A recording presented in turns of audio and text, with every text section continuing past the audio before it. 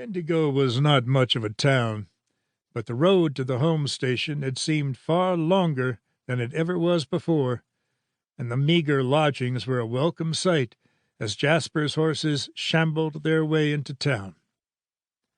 Jasper had managed to get himself, the stage, and all the passengers to the end of his run, up here at what passed for a town in these mountains. The passengers weren't too happy. The man with the wire-rimmed glasses had gone as white as his fine-pressed shirt when Jasper told him to get back in the stage after the near accident. Jasper had saved all their lives. He'd have thought they'd be a little happier about it. In any case, the stage was in worse shape than the passengers. One of the horses was limping, one of his wheels was barely holding on, and the gouge in the stage's side looked bloody due to her cracking rust-red paint.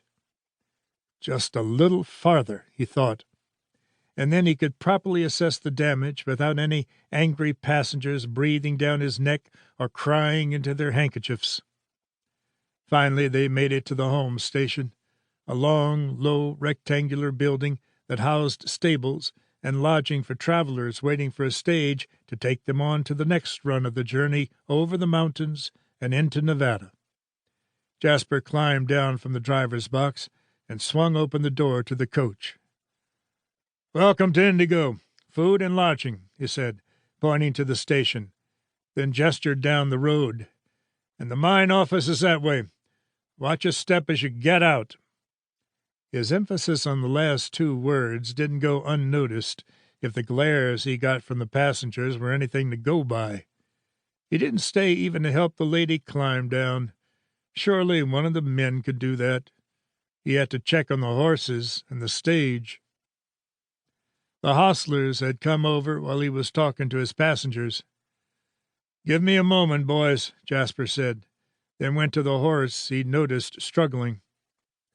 She was one of the leaders, a quick, slight mare with clever eyes and ears that twitched with her annoyance or her amusement.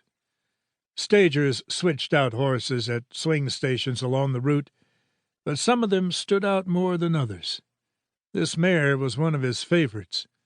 He always thought he could tell what she was thinking, her decision to bolt aside. Right now, though, he could tell she was in pain.